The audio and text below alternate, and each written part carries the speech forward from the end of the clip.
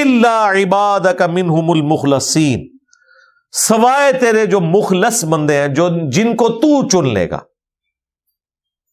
یہ لفظ مخلص ہے، مخلص نہیں ہے۔ مخلص جسے اللہ اپنے لیے خالص کر لے وہ صرف انبیاء ہیں علیہم السلام۔ مخلص جو اپنا اخلاص، کمٹمنٹ اپنے رب کے لیے شو کرتے ہیں۔ ہم مخلص تو ہیں، مخلص نہیں ہے۔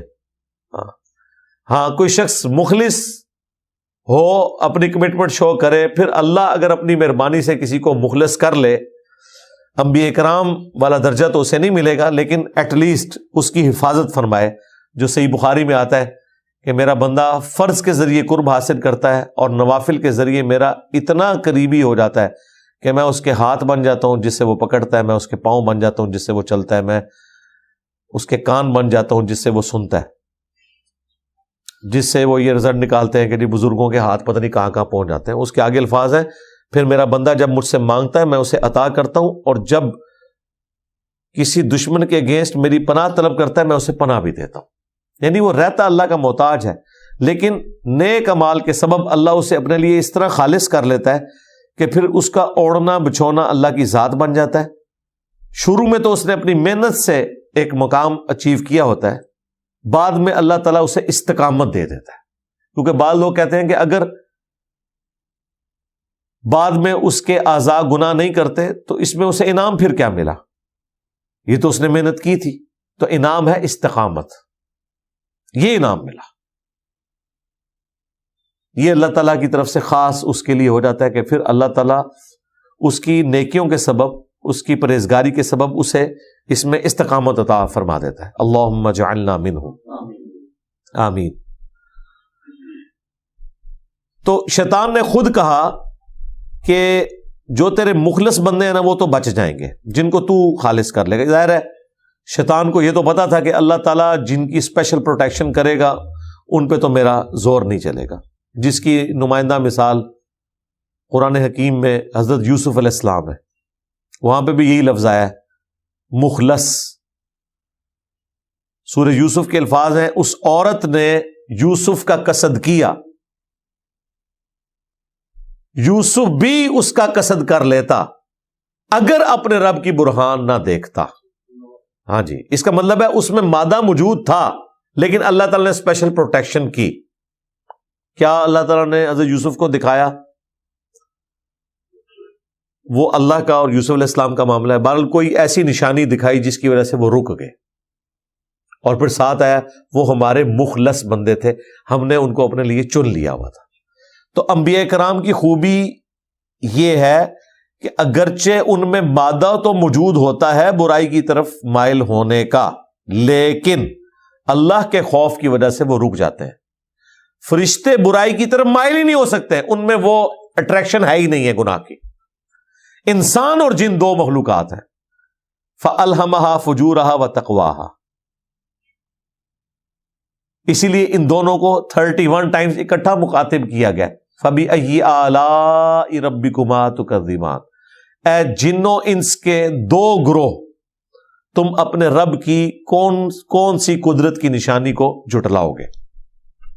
اور وَمَا خَلَقْتُ الْجِنَّ وَالْإِنسَ إِلَّا لِيَعْبُدُونَ، ہم نے جنوں اور انسانوں کو نہیں پیدا کیا مگر اس لیے کہ وہ ہماری عبادت کریں۔ تو جن اور انسان یہ دو مخلوقات ایسی ہیں جنہیں اللہ تعالیٰ نے اختیار دیا ہے، فرشتوں کے پاس تو اختیار ہی نہیں ہے۔ بل ان میں بھی انبیاء کرام کو اللہ تعالیٰ اپنے ساتھ خالص کر لیتا ہے، وہ اللہ کے خوف کی وجہ سے گناہ سے بچ جاتے ہیں۔ یہ انبیاء کرام کی خوبی ہے۔ شیطان خود بھی مان رہا ہے کہ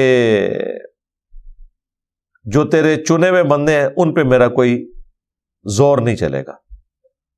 اچھا، اب دنیا میں اس طرح کی دھمکی اگر کوئی کسی بڑے بادشاہ کو لگائے تو اس بادشاہ کا جواب یہ ہوتا ہے کہ میں دیکھ لوں گا پھر تو کس طرح میرے بندوں کو گمراہ کرتا ہے، میرے بندے میں تک لاؤں گا۔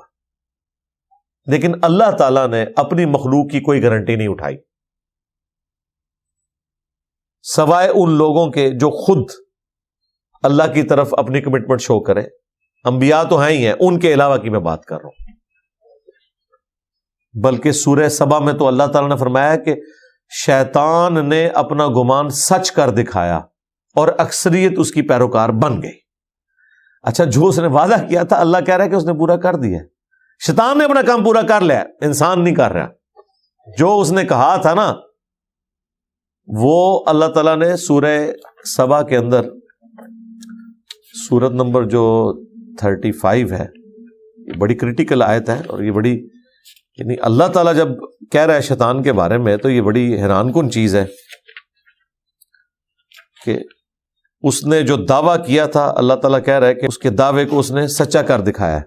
سورہ سبا آیت نمبر 20، وَلَقَدْ صَدَّقَ عَلَيْهِمْ إِبْلِيسُ ظَنَّهُ، اور بے شک سچ کر دکھایا ان ناشکروں پر ابلیس نے اپنا گمان.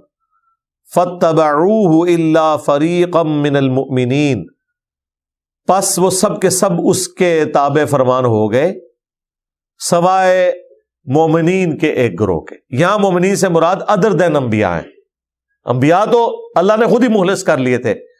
باقی جو لوگ جن کے چانسز تھے کہ وہ یا تو نبیوں کی پیروی کرتے یا شیطان کی، تو اللہ تعالیٰ ہمارا اکثریت جو ہے نا وہ اس کی پیروی کرنا شروع ہوگی.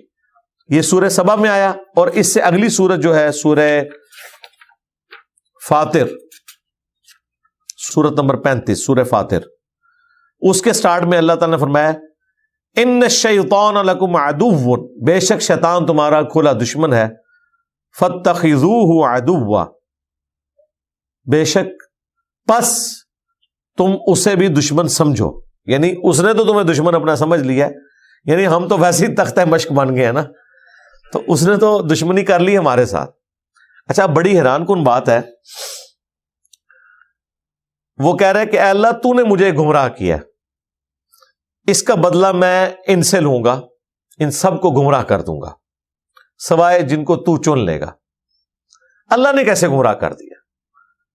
اللہ تو ہدایت اور گمراہی کا راستہ دکھاتا ہے، گمراہ نہیں کرتا جب تک کہ کوئی شخص خود گمراہ نہ ہو. اس میں ایک باریک سا نکتہ ہے، وہ یہ کہنا چاہ رہا تھا کہ تو نے مجھے اس امتحان میں جو ڈالا ہے نا، کہ تو نے انسان کو سجدہ کرنے کا مجھے کہہ دیا، گویا تو نے میرے لیے ایسے اسباب پیدا کر دیے کہ میری تو اپنی ایک اکڑ ہے، میں تو سینئر ہوں، میں اس جونیئر کے آگے کیوں جھکوں. یہ اصل میں وہ کہہ رہا تھا کہ میں اتنا سینئر، اتنے عرصے سے عبادت کر رہا، اس کو ابھی تو نے بنایا ہے اور بنایا بھی مٹی سے ہے، اور مجھے یہ کہہ رہا ہے کہ میں اس کے آگے جھک جاؤں، تو لہذا تو نے مجھے گمراہ کیا ہے، میری سینئرٹی کا خیال ہی نہیں رکھا، ایک جونیئر کے آگے مجھے جھکا دیا ہے. وہ اصل میں یہ کہہ رہا تھا کہ تو نے مجھے گمراہ کیا ہے، یعنی تو نے مجھے اس امتحان میں ڈالا، تجھے پتا تھا کہ بھی میں تو سینئر ہوں، میں تو نہیں اس طرح جھکوں گا. ٹھیک ہے، سینئر بندے میں تو اپنا ایک تکبر ہوتا ہے، جب تک کہ وہ تابع فرمان نہ ہو جائے اپنے رب کا. تو اس نے کہا تو نے مجھے گمراہ کیا ہے، یہ اسباب تو نے پیدا کیے، نہ تو اس امتحان میں مجھے ڈالتا تو نہ میں ناکام ہوتا. تو یہ اس نے اپنے گناہ کا عذر پیش کیا جو بالکل غلط تھا. اس کی وجہ یہ ہے کہ رب کا حکم ہے، اس کے آگے تو پھر کسی کی نہیں چلنی چاہیے. اگر رب مانا ہے پھر حکم آپ نے ماننا ہے، پھر آپ نے ڈسپلن کو فالو کرنا ہے. اور یہ صرف اللہ اور مخلوق کا معاملہ نہیں ہے، نبی علیہ السلام نے بھی اپنے بارے میں فرمایا کہ اگر میں کسی ناک کٹے حبشی کو تم پر امیر مقرر کر دوں، اور پھر اس کو جنرلائز کیا ہے، صرف اپنے تک نہیں، خلفائے راشدین کے لیے بھی، اور کہا کہ اگر تم پر امیر کی طرف سے کوئی ناک کٹا حبشی، ایک حبشی کالا اوپر سے ناک بھی اس کا کٹا ہوا، وہ مقرر کر دیا جائے تو تم پر اس کی اطاعت واجب ہے. ایگو توڑی ہے نا. اور یہ نبی اسلام نے اپنی زندگی میں کی ہے. لشکر اسامہ میں یہی تھا، حضرت ابو بکر اور عمر کو انڈر دے دیا ہے ایک نوجوان لڑکے کے جو ٹین ایجر ہے، 16-17 سال کا. اب ظاہر کس کی جرت ہے آگے حضور سے بات کرے؟ کبھی کسی کو بھیجتے ہیں، کبھی کسی کو بھیجتے ہیں. نبی اسلام جلال میں آپ ممبر پہ چڑھ گئے. آپ نے فرمایا اس سے پہلے تم اس کے باپ کے بارے میں بھی یہی کچھ کرتے تھے. اسے غلام زیادہ سمجھتے تھے نا، زید ابن حارثہ کو. تو نبی اسلام نے زید ابن حارثہ کو امیر لشکر بنا کے بھیجا ہوا تھا غزوہ موتا کے اندر، وہ تو شہید ہو گئے تو بعد میں خالد بن ولید آئے نا. اور اب آپ لشکر اسامہ روانہ کر رہے تھے دوبارہ سے رومن امپائر کے خلاف، اور ان کے بیٹے کو لگایا تاکہ ان کی دل جوئی بھی ہو، اور حضرت ابوبکر عمر کو ان کے انڈر دیا ہوا ہے. تو نبی الاسلام اس طرح کے معاملات اس لیے کرتے تھے تاکہ اس بت پرستی کو توڑا جائے. اس طریقے سے بخاری مسلم میں آتا ہے، حضرت عمر بن عاص کہتے ہیں مجھے نبی الاسلام نے ایک جہادی مہم کے اوپر روانہ کیا اور امیر مجھے بنایا. حضرت ابوبکر عمر ہمارے ساتھ تھے، تو مجھے گمان ہوا کہ شاید میں کوئی بڑا محبوب ہو گیا ہوں. تو میں نے کہا یا رسول اللہ بتائیں آپ کو لوگوں میں سب سے بڑھ کر محبوب کون ہے؟ فرمایا عائشہ. کہا نہیں یا رسول اللہ میں مردوں میں پوچھ رہا تھا. کہا کہ عائشہ کا باپ. پوچھا اس کے بعد کہا عمر. پھر کہتے ہیں میں پوچھتا گیا، پھر میں خاموش ہی ہو گیا کیونکہ میرا نام نہیں آیا تھا. تو یہ نہ ہو کہ نام ذکر ہی نہ ہو، حالانکہ امیر ان کو بنایا ہوا تھا. تو یہ ضروری نہیں ہوتا کہ کوئی افضل شخص ہے وہی امیر بنے، کوئی دوسرا شخص بھی، کوئی جونیئر بھی سینئر کے اوپر آ سکتا ہے، اور اس میں کسی سینئر کو برا نہیں منانا چاہیے. تو یہ شیطان کی جو یہ بات تھی نا کہ تو نے مجھے گمراہ کیا ہے کیونکہ تو نے مجھے یہ حکم ہی ایسا دیا جو مطلب میرا تو ایک اپنا ایک لیول ہے، میں ان کے آگے جھکوں، تو اس لیے تو نے مجھے گمراہ کیا ہے، تو اب میں اس کا بدلہ اتاروں گا اور یہ جتنے جونیئرز ہیں ان کو گمراہ کر دوں گا. ٹھیک ہے، کیونکہ میں سینئر تھا تو میں تو ہوا گمراہ ان کے پیچھے. اب میں نے کوئی جونیئر بھی نہیں چھوڑنا، ان ساروں کو تیرا نافرمان بناؤں گا. الا عبادک منہم المخلصین، سوائے جو تیرے چنے ہوئے بندے ہیں. تو اللہ تعالیٰ نے اس کے جواب میں یہ جو دھمکی تھی نا، اس دھمکی کو اللہ تعالیٰ نے ریبٹل نہیں کیا کہ میں دیکھتا ہوں کس طرح تو میرے بندوں کو ہاتھ لگاتا ہے. اللہ نے کہا